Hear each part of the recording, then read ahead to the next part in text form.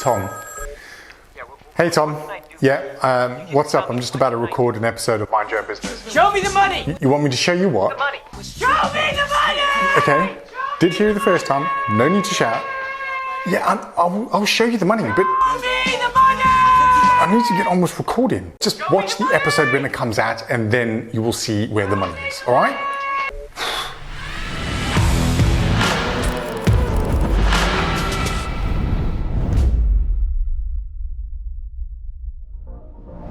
On this episode of Mind Your Own Business, I want to show you the money.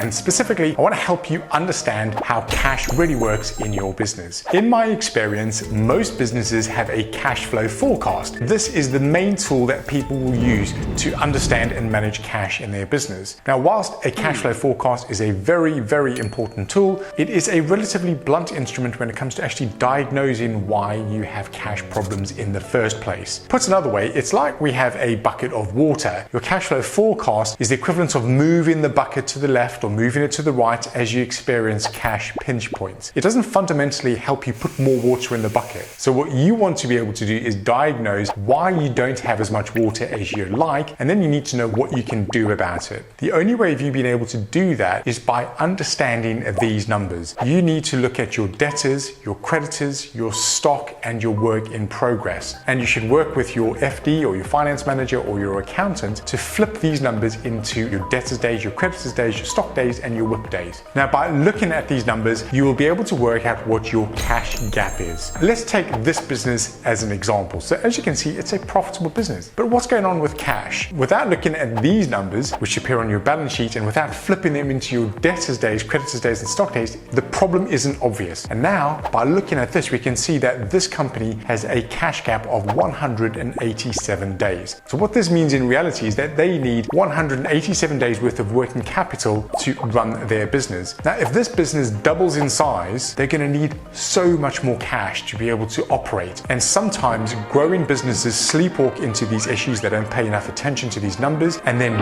all of a sudden there's a really tight squeeze. And if you're looking at your cash flow forecast, trying to move things to the left and move things to the right, it doesn't actually help you diagnose what the problem is in the first place. Let's go back to these numbers. What we can see is debtors are really high. So this company needs to come up with a plan to reduce their debtors days. Stock is high. What can they do to reduce their stock? What can they do to slow down the payments to their creditors? By looking at these numbers, by setting targets, by working with your management team, you can transform the cash position in your business. You can put more water in your bucket.